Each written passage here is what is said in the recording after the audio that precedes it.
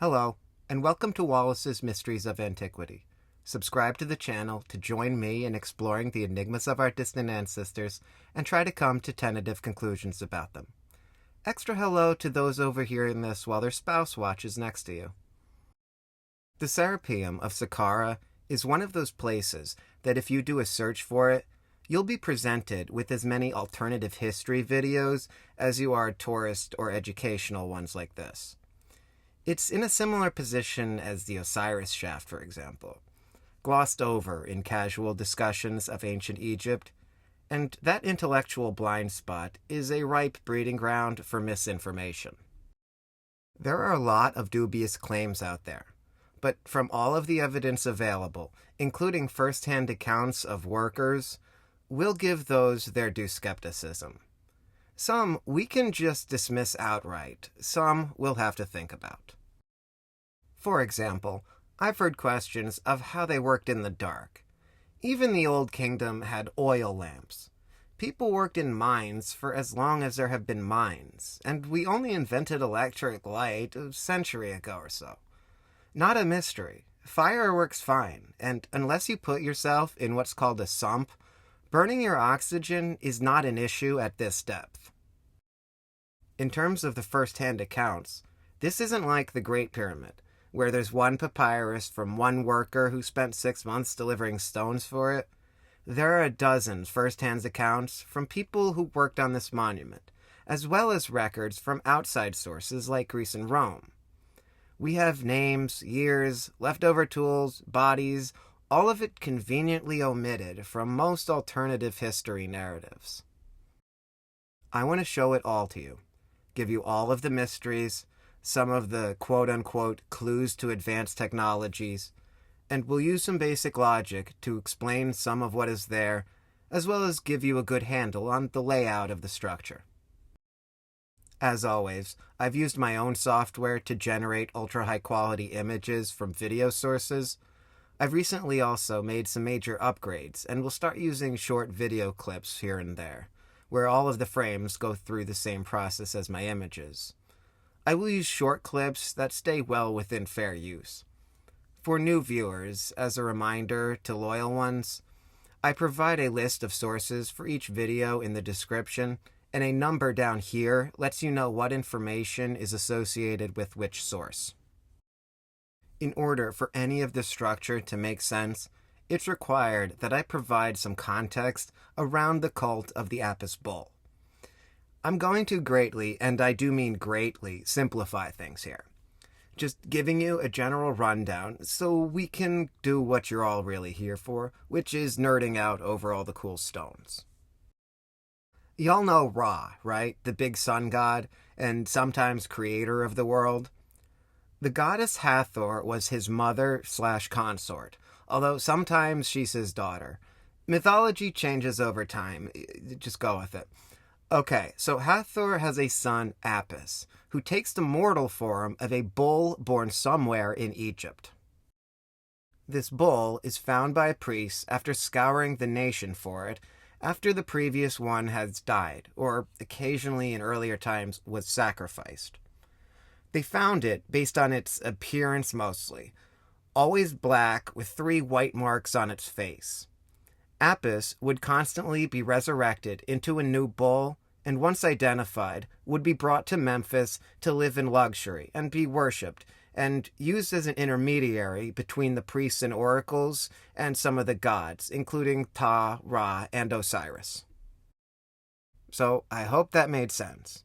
It's a powerful god being constantly resurrected into a bull, whose actions could be interpreted by oracles. This ritual was used for a very long time, well into Christian times, so it also evolved over time. If you're interested in learning more about the Apis cult, Ancient Sites Girl has an hour-long deep dive in the source list that I very highly recommend. The cult of Apis is known to have existed in the Old Kingdom, but no bull burials from that time has ever been found. It's unclear if perhaps they didn't bury them, their burials were destroyed or reused, or if they're still lurking undiscovered somewhere in the sands of Egypt. The Apis bull is not even strictly an Egyptian tradition, but a Greco-Egyptian one. This tradition was continued as the Hellenistic world became the Roman one, as there are several Serapeums within the Roman Empire, 2 of them even in the heart of Rome, like this one. After the Apis bull's death, in early days, part of it was consumed, I believe, by priests. Bulls were embalmed for 68 days in the seated pose, like a sphinx. Burial ceremonies lasted 70 days and ended at the Serapeum. The earliest bulls here were buried in individual tombs in the Middle Kingdom by Pharaoh Amenhotep III of the 18th dynasty, labeled here as Tomb A. C is associated with the boy king Tutankhamun, F with Seti, and G by Ramses the Great. Here's an idea of where those individual tombs are in relation to everything else. The bottom arrow are the individual tombs that I just told you about, and the upper arrow denotes the entranceway to the Serapeum proper. There are actually 3 distinct building phases here, which adds to the value of this place, as it lets us see the evolution of 3 different times. Normally, burials associated with royals are independent from each other, but here we have over a dozen pharaohs burying bulls, the oldest, aside from the individual burials I already mentioned, being from the time of Ramses. There was a temple on top of the burial that would have looked like a strange mixture of Greek and Egyptian architecture. In antiquity, you would have found Hellenistic statues in an archway here and a row of almost 300 mini-sphinxes up here. Perhaps another time we'll look closer at the temple itself, but all of the alternative history crowd focuses underground, so that's where we're gonna look, but it's important to remember the time frame of the Greek world. We are not in the Bronze Age like the Old Kingdom. It's commonly repeated that Cleopatra actually lived closer in time to us than Khufu, which is true, and one of the sarcophagi I will be showing you bears the name Cleopatra. This facility also spans an enormous time frame, from the 1200s BC well into the ADs. This L-shaped section, known as the Lesser Gallery, was commissioned by Kamwaset, who I incorrectly identified in my last video as the father of Ramses the Great. He was actually his son. Oops. Then this section was largely created by the Persian Sates of the 26th through 30th dynasties. I'll give you a box-by-box breakdown of this section shortly, as it's where you'd enter as a tourist. And finally, this section was created by the Ptolemies, who were Greek rulers of Egypt. Ptolemy I inherited the pharaoh title from Alexander the Great. There was some stuff happen in between. So let's talk about its discovery before we finally go inside. In 1850, the Louvre sent the 29-year-old Auguste Mariette to Egypt in search of Coptic manuscripts from local monasteries. He failed in this regard, but then he went to Saqqara, studying the Roman antiquarian Strabo, and tried to find the Serapeum. He found the location and over 200 of the sphinxes that once lined the pathway to it, and on November 12th of 1851, Mariette found the entrance. Now, most of the time, I tend to present to you a tour in the same way that an actual tourist would visit the place. But today, I'm going to start in a place where tourists can't go. While that is the main entrance to the Serapeum directly in front of Ancient Sites Girl, we're going to be entering through the side entrance that's blocked off to her left. That side passageway is a set of staircases that leads to the lesser vaults, the ones constructed during Ramses' time, who commissioned the Serapeum to be the final resting place of many future generations of Apis bull, instead of having each pharaoh carve one. You can see the second set of stairs in this picture. I will continue to use a green arrow to show you where the camera is located within the diagrams, as this place can get confusing. The room that the previous and this picture are taken from is a chamber for a sarcophagus, like many of the others we'll be seeing, but the actual box is not here. This chamber is unusual because, as far as I know, it's the only one that seems to have been intended for a sunken sarcophagus. Maybe some of the unexcavated ones are like this, but this is unique. There are even hieroglyphics along the edge. Exiting that chamber and heading to the right, you'll be facing one of the biggest sarcophaguses you'll ever see. Most of the boxes in this place are huge. Remember, they are designed to hold the mummified remains of a full-sized bull. Alternative history people point out that these boxes are large enough to hold 10 bulls, but that's just plain disregarding the significance of these animals. These weren't just a disposal. This was a burial with all the glitz and glam. They were mummified in an upright position like a sphinx. The Egyptians told us that's how they did it. I'll show you some stela found in the Serapeum when we come to it. This is a reenactment of that process, and you can see here why the box needed to be so big. Remember, a bull weighs 1,000 pounds. Sadly, it doesn't appear they were able to make it without cracking it. Although I suppose it's possible they simply couldn't find a big enough block of granite without natural cracks in it. This also certainly could have happened after the fact, possibly during looting. This is one giant block of Aswan granite that's been hollowed out. The base has a lip where the enormous lid would have sat snugly, and the lid still has a nub on it that would have aided in its moving. Next to the giant box, there is a robber's tunnel, looking for further connected sections. It's filled with rubble, but I've read it extends about 6 feet. Looking up at the enormous lid, and even if you're not into alternative history, you can see how the imagination can run wild here. You may wonder if it's a mystery how they created and moved these huge stones, but the Egyptians were nice enough to tell us. They even left a bunch of their tools in situ. We'll talk about them when I have more to show you with that regard, but behind this huge box, there's a tunnel, which leads into a more expansive section of the lesser gallery. Mariette left several tens of meters unexplored, likely due to a section of the ceiling that had collapsed, and he deemed it simply too dangerous to continue.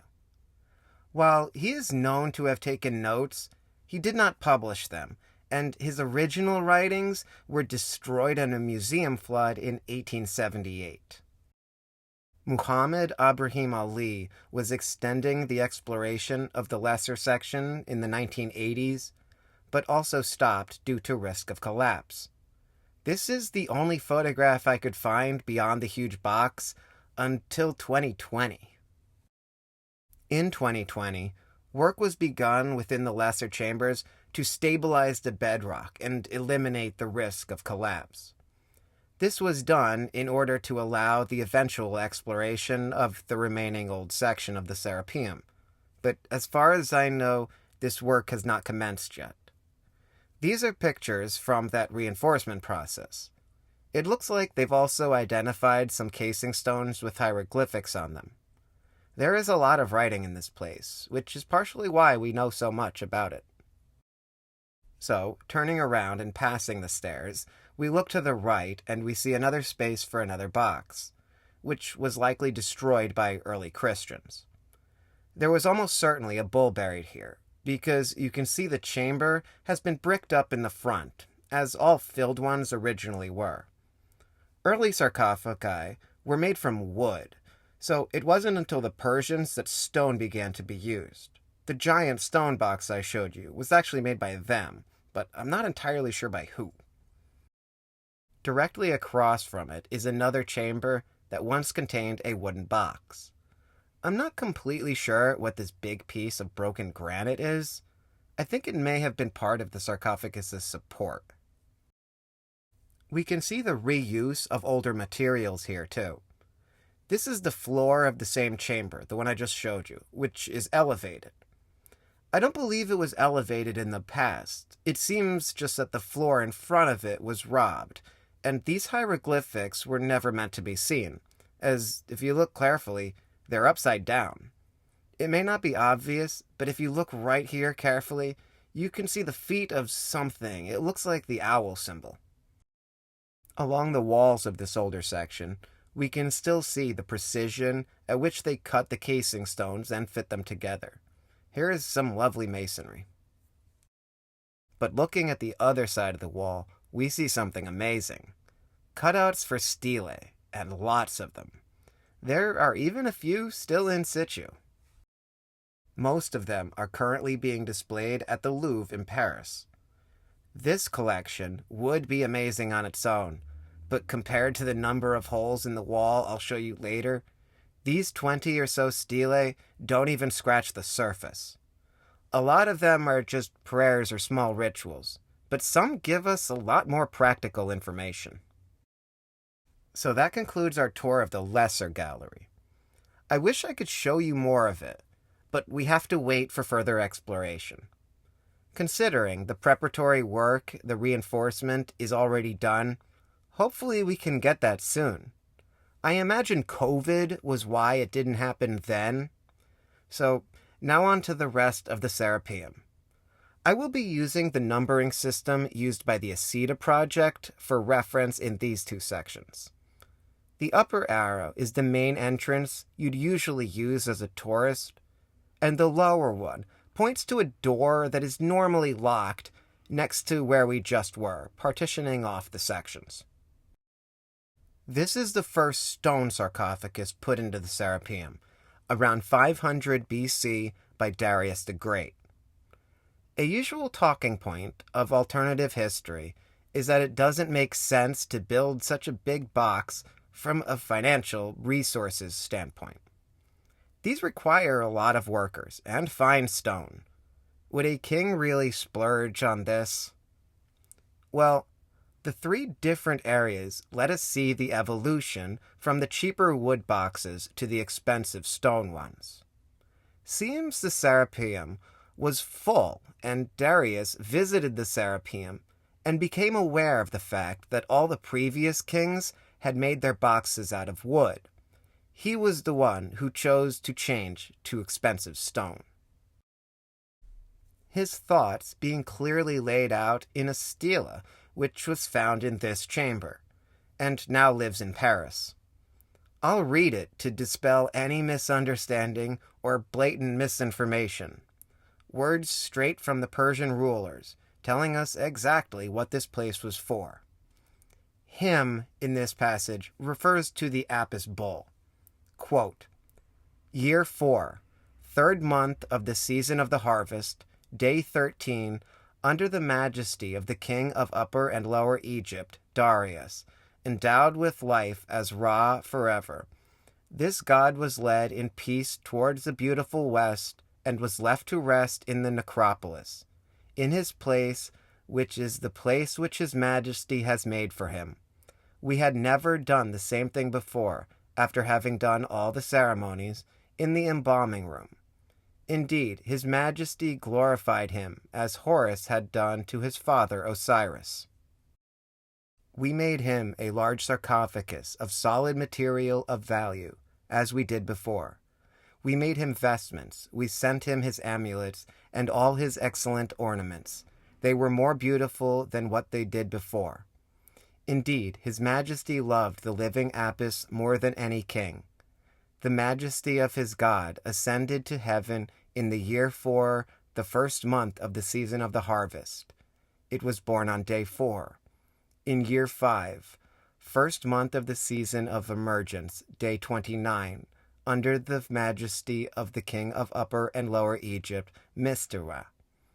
It was installed in the temple of Ptah in the year the beautiful lifespan of the god was 8 years and 3 months and 5 days.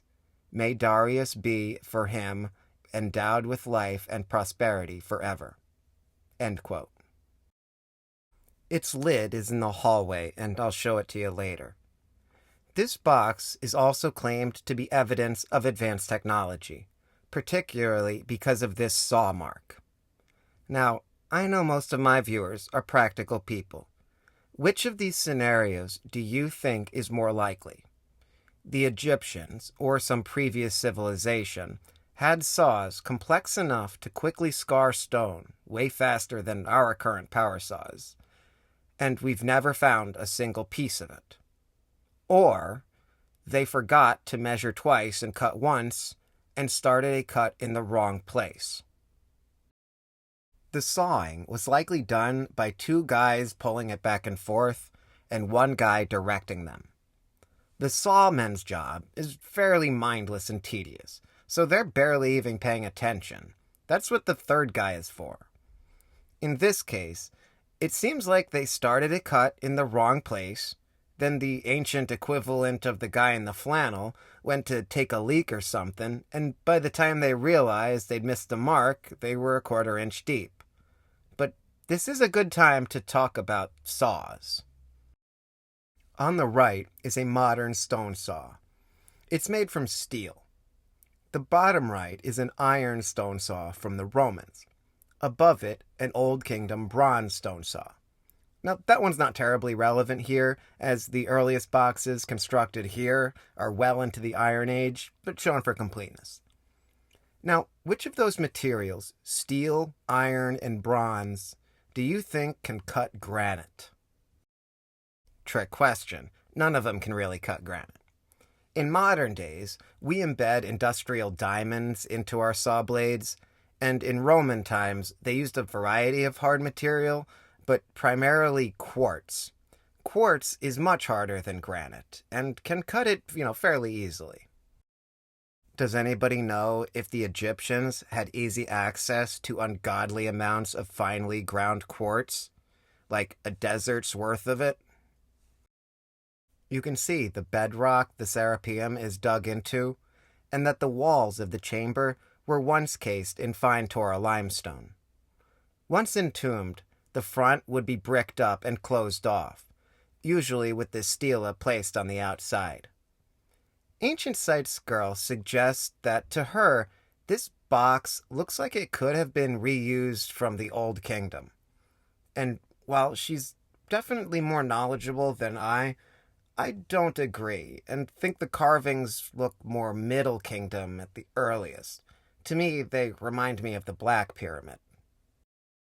Directly across from it is another bull from Darius the Great. Bulls don't live as long as humans, so it'll be fairly common for individual pharaohs to bury multiple bulls, and some even seem to have died before they reached adulthood, such as the sarcophagus directly to its right. Its lid was originally found in the hallway behind the camera, but this is a much smaller box than the previous one. You can probably tell just from the picture.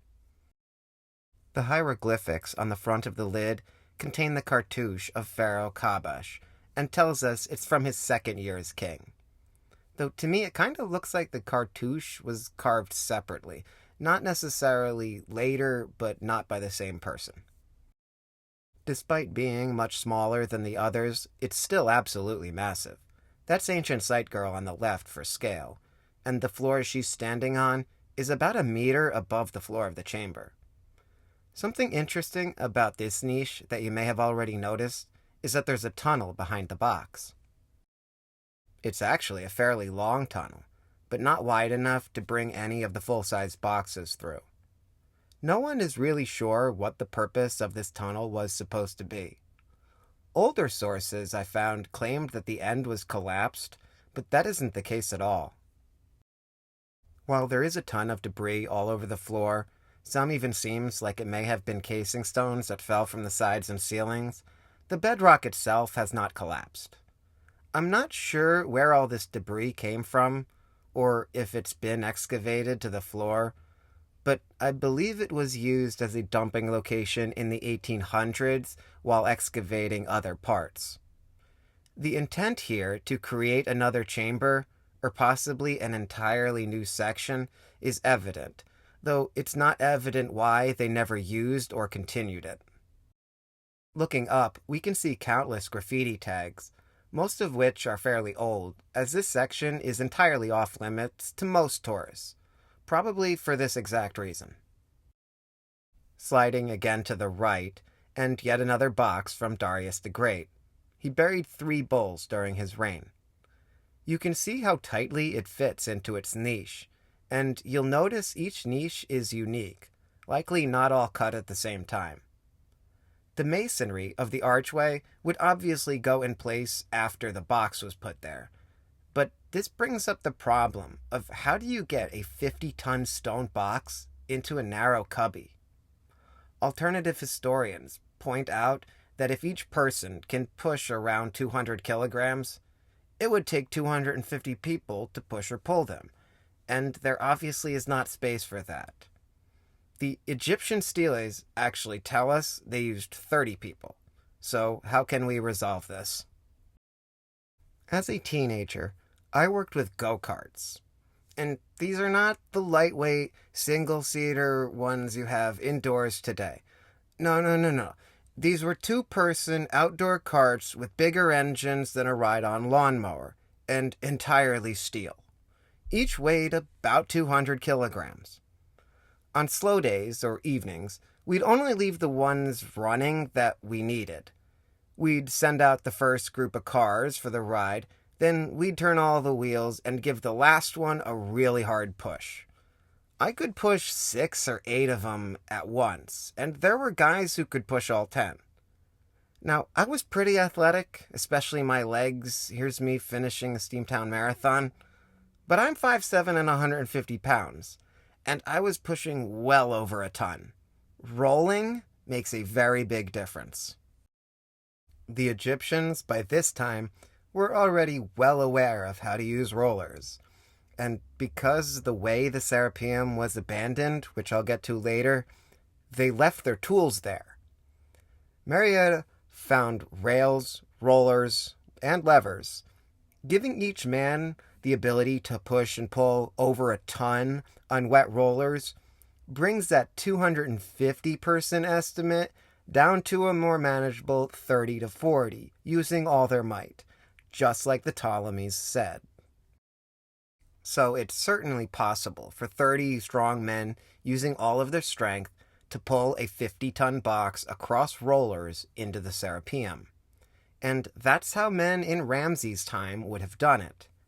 But in Ramses' time, they also used wooden boxes, and using all of your strength is overrated. Personally, I have a hard line between impressive monoliths and huge stones being kinda whatever. And it's 250 BC. That's when Archimedes gave the world the fundamental understanding of levers and pulleys. Pulleys are not just a tool that redirects a rope. When used in a clever way, they are a force multiplier. There were pulleys found inside the lesser tombs, and there are log holes in all of the walls. Most proposals I've seen look kinda like this, with 3 pulleys in series. But the Ptolemies knew how to use compound pulleys, and I'd argue they likely used 2 in parallel for a 4x multiplier. Either way, this goes from 30 men being barely able to drag a 50-ton stone to it being laughably trivial.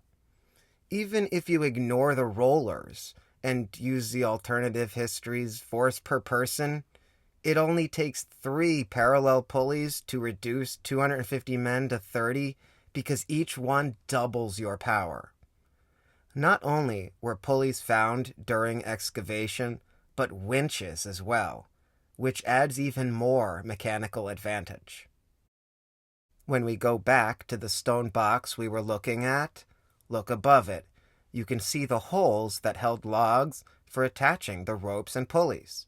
Like the Ptolemies tell us, 30 men using a complex set of compound pulleys and winches dragged them into place across rollers.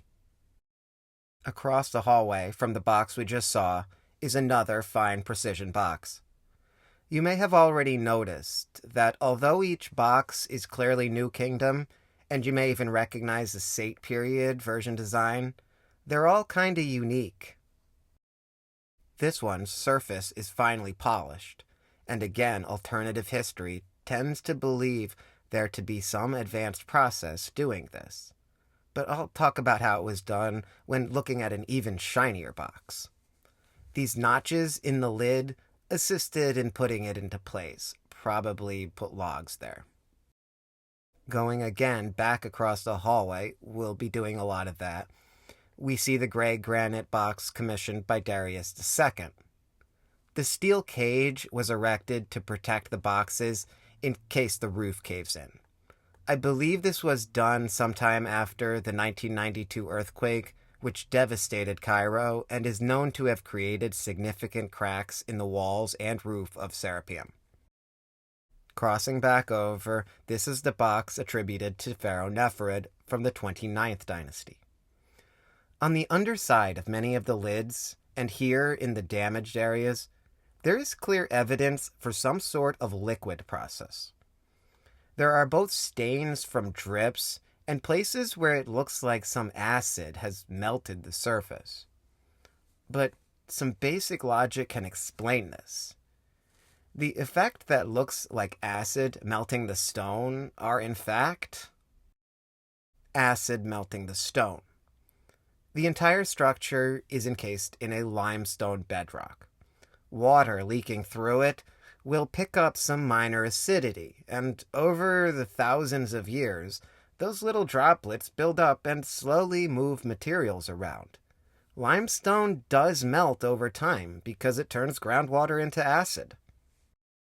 The black, drippy-looking stains are something you've likely seen plenty of times in Egypt before. This place was used extensively in antiquity and opened to tourists in the 1800s. Every person that visited the Serapeum for thousands of years did so via torchlight, which constantly coated the wall in a thin layer of tar. That's all it is. Across from that, we find the box dedicated by Hathor, also from the 29th dynasty. Moving into the 30th dynasty, the box attributed to Nectanebo was entered using dynamite and bears the scars of it.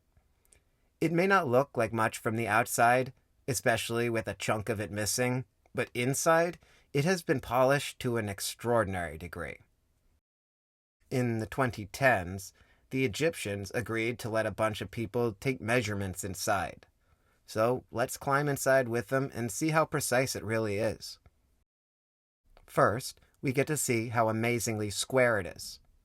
They claim that's a perfect 90 degrees, and that we can't even cut stones that precisely now. First off, no. I have a miter saw that can cut stone with a precision of 1/2 degree.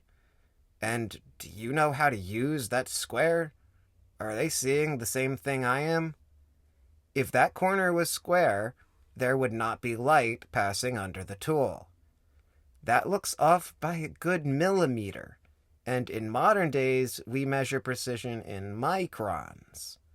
Within a degree or two is how precise I'd imagine you could get with a plumb bob with skill.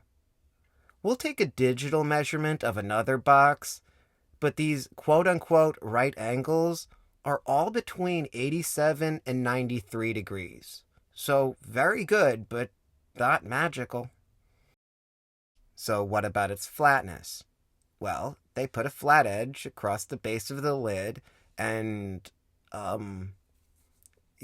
they claim that's a success too, despite light obviously leaking right here.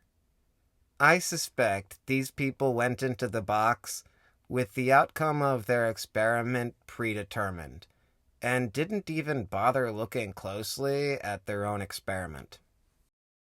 Also, while that ceiling is remarkably flat, creating a flat surface is trivially easy. Rubbing 3 stones together in a round robin will guarantee flatness, mathematically. The only way for 3 objects to all fit with each other is on a plane. If you rub long enough, you can grind absolutely anything to flat within microns. We still use this method today to achieve perfect flatness. I can prove it. Flattening the bottom of the lid is easy because it's exposed. If the ancients were using some advanced technology, surely the inner walls, where that would be less possible, should also still be straight, right? Well, they polished the inside to such a degree that from the right angle, it acts like a literal mirror. And a warped mirror is very obvious. So, what do you guys think? Look at the reflection of his arm and the flashlight. Does that look like a remotely flat mirror to you?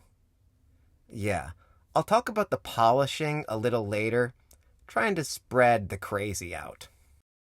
Looking across the hallway at the last Persian box, this one is associated with Nectanebo II, still of the 30th dynasty. Turning down the hallway, this image is now looking into the Greek section of the Serapeum, attributed mostly to the Ptolemies, about 75 years after the last box was put in place by the Persians. There is a small cubby to the left, and a path leading back to the entrance to the right, which we'll take on the way out. This is the cubby, and there isn't much to say about it. I believe it held a stele and was never intended to receive a box, though we aren't entirely sure what the ancients were thinking here.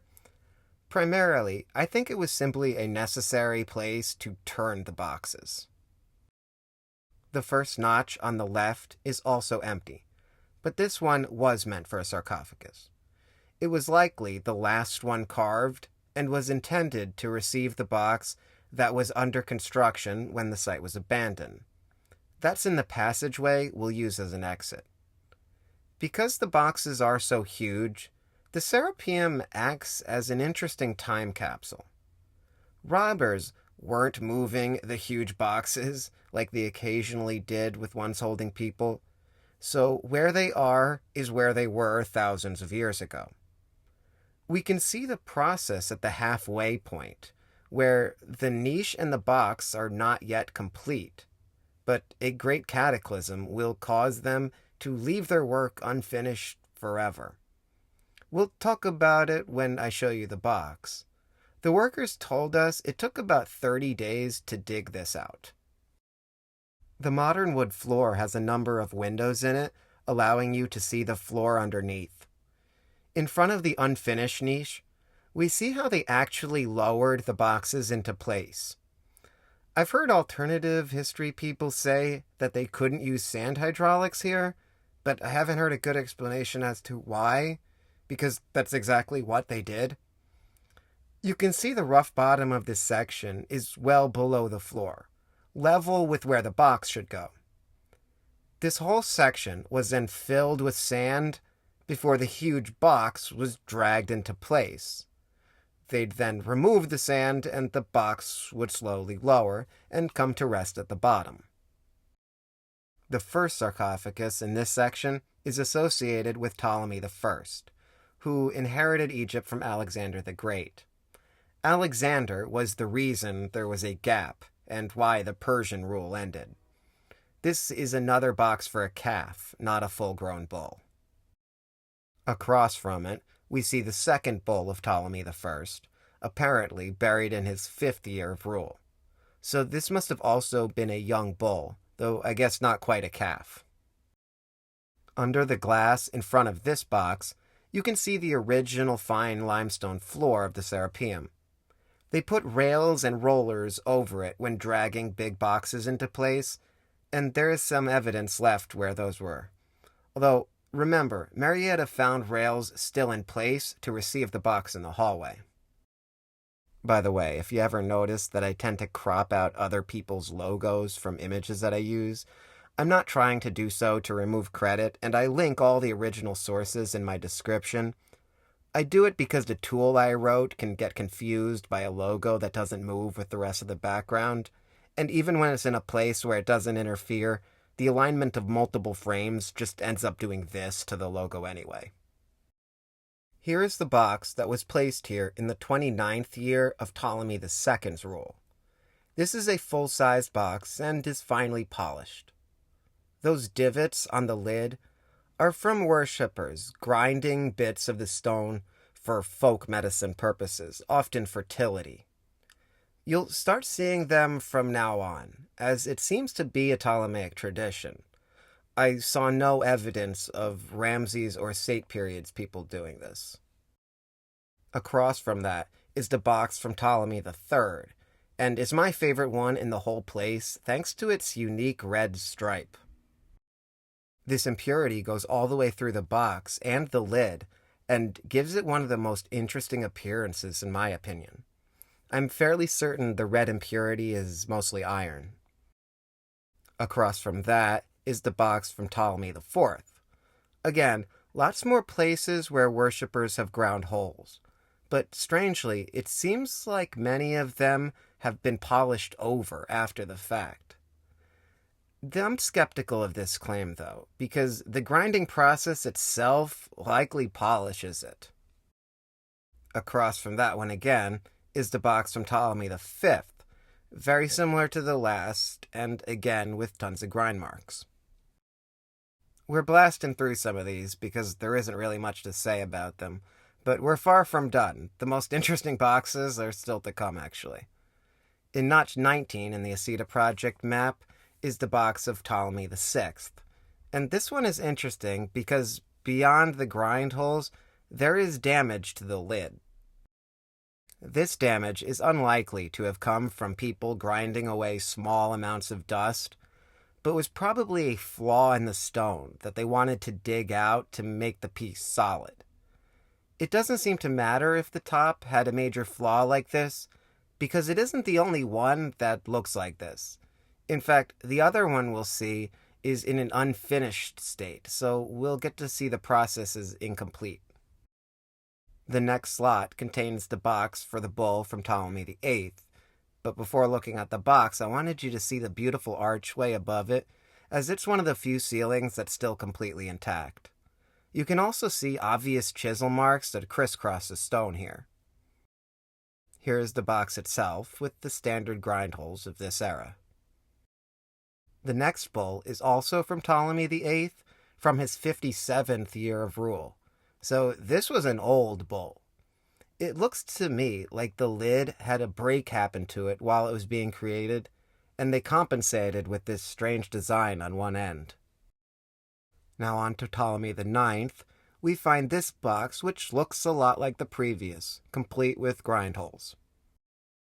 And again, I wanted to show you the remarkable curved ceiling.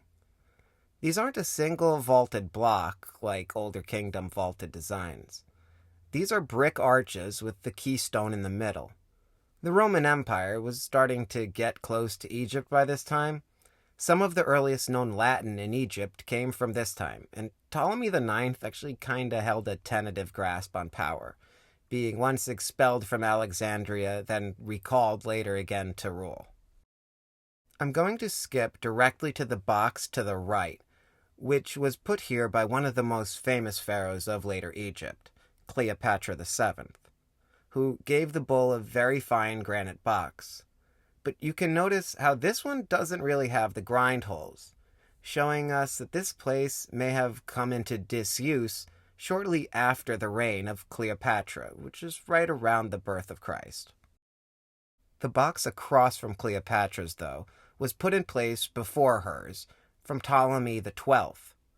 From this angle, it may look like any other, perhaps slightly bigger, but when you get in close, you'll see something amazing. This one has a carved facade and hieroglyphics started to be carved into it. You may notice quickly that these marks don't seem as high quality as everything else around them. Egyptologists believe the work simply wasn't finished, and personally, it seems to me like this is actually the work of an apprentice who is just marking things out for the master stoneworker to do later. The reason I think that is because of this empty cartouche right here. This is commonly interpreted as they weren't sure which pharaoh would be actually the one commemorating it, as the boxes were likely built a little bit before the bull actually died. And while the last several boxes basically had the name Ptolemy on it, the next one would be Cleopatra, whose name wouldn't fit in that cartouche. I propose The apprentice was instructed to simply not start something as important as the pharaoh's cartouche, and leave it to the master, who never got to finish his work, or even start it from the looks of it. I mentioned earlier I found a digital measurement of some of the right angles. This box is the source of that, and you can see it actually measures 87.7 degrees. Within the 3 degrees that seems standard for the time with known technologies. About a foot further up the lid on the same side, it's 93 degrees. So not only is it not a perfect right angle, it's wavy. With the amount of boxes, I'm sure you could find some perfect 90-degree angle. But advanced tech should make consistent 90-degree angles, not have statistical flukes that happen to be 90. As precise and beautiful as this looks at a quick glance, even visually, you can see that this corner isn't quite straight. Around the back of the box, you can see where the box was not perfectly square when it received its final polish. So let's talk about that. This warped back is often cited as evidence that these rocks melted, or at very least some chemical process was used on the outside which caused this warping. But I'm pretty sure most people who have been around rocks can clearly see what happened here. A chunk simply chipped away. And from the quick workmanship on the facade, we can tell they were in a hurry to finish, so they just polished it as is. And how did they get that polish? Well, polishing is just rubbing something until it's smooth, with finer and finer grit. The more you rub with finer grains, the smoother it will be. I already told you what they used to polish it, the same stuff they used to cut the granite with in the first place, finely ground quartz. We still use wet sand to polish stuff. We even have some of the recipes for the right mixtures from the worker steelers. You may actually be able to go inside of this one as a tourist. While everyone else I've shown you inside of boxes had special permission to be there, Ancient Sites Girl seems to just take public tours, and this is her inside the finely polished box. Behind the huge box, there is another tunnel that doesn't appear on most maps. It's a dead end and seems to be where they intended on digging an extension, as, remember, this was the second last box put in, and Cleopatra would claim the final spot. The final one after Cleopatra was going to go in that first empty slot that was dug after this hole was abandoned. At the very back of this part of the Serapeum, there is what looks to me like a robber's probe, though it could be an original probe to extend the Serapeum as well. Perhaps they dug in this direction, but didn't like the bedrock they saw, then dug out behind the fancy box instead. But again, to me, it looks like a robber's hole. Though, to be honest, there really doesn't seem to be any real way to differentiate between the two. I've heard complaints from the alternative history people that nobody knows how deep it is, and it might even connect to hidden sections, so it should be explored. But no, with some quick reading, I can tell you it's about 10 feet deep and it goes nowhere. So, this is the back of the Serapeum where the robber's hole is. Get yourself reoriented, because there is one last part of the Serapeum left to look at, and it's one of the coolest. We're going to go up this hallway now, and see the sarcophagus that was meant to go in the empty slot 10, but was left in place when the workers fled the onslaught of the invading Romans. Probably not literally, but the paychecks weren't coming anymore. If we peek our head around the corner into the niche at the end of it, we'll find a carved-out section. I believe in ancient times there was a stela here, but it also had a practical purpose. You can even see an anchor point for a pulley system on the back. They needed this extra space here to turn the boxes down the hallway. As we make our way down this long hallway, we come to the last stone box intended to go inside. Left in place as the Romans invaded Egypt and the work could not be completed. Several of the rollers and tools were found here, and because of it, we can extrapolate some order of events. For example, the box is not finished or polished. That clearly happened once in place. Here you can see it before any torus floors were put in. And you can see that the edges of the box are not even remotely straight. One of them is straight up bent. I imagine some of this would be chipped and ground away by the ancients if they had time to do so.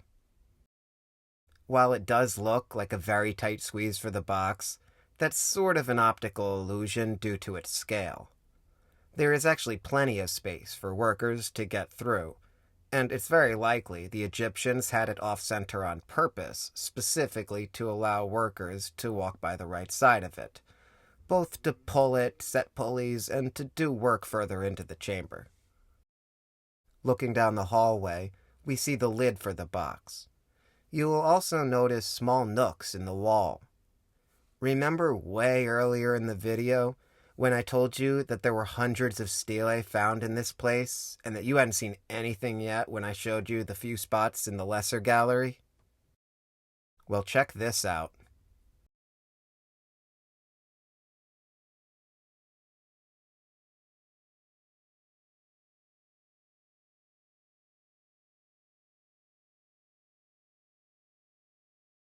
And this.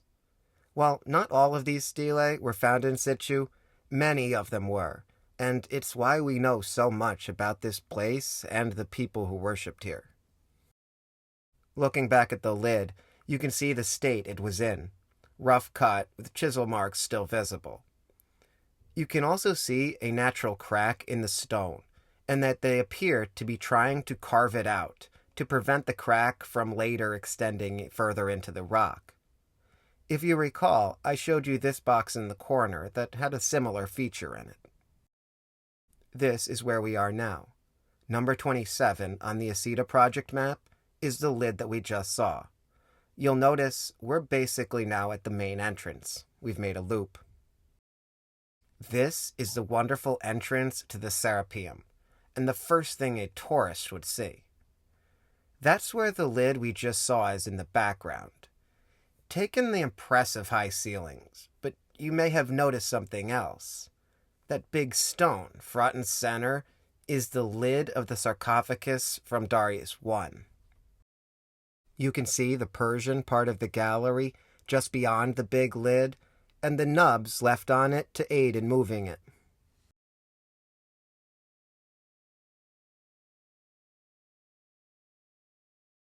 If you don't remember which box belonged to Darius the Great, I don't blame you, it's been a long video. It was the one right at the beginning of the Persian section. It's directly to the left when you exit the hallway, likely the first one you'd see as a tourist, besides the obvious one right in front of you. The hieroglyphics tell us a little about Darius the Great and his love for the sacred bulls. Writing is everywhere in this place, like I said. There should be no mystery as to what it's for. We know who, what, why, and when. The main entranceway is this beautiful archway down a flight of stairs, which I believe are restored but mostly ancient. The ancients likely used sand to move the boxes downwards into the chambers. From the Serapeum, you can get a nice view of the Pyramid of Djoser. After abandoned, early Christians would desecrate the site, and Ancient Sites Girl mentions an exorcism, but I think she's actually mistaken. There was an exorcism of the Serapeum in Egypt, but that took place in Alexandria. That might be its own video, as it, the destruction of the famous library, and the murder of Hypatia all happened in rapid succession right there. Thank you anyone who listened all the way to the end. There is a lot of cool stuff here, and when seeing it all at once, it's easy to let the imagination go. But when looked at individually, most of the questions are answered by simple logic or by the Egyptians themselves. Let me know in the comments what your favorite part was, or if you did or didn't find my analysis convincing. And subscribe if you wish to continue to join me in exploring the enigmas of our distant ancestors.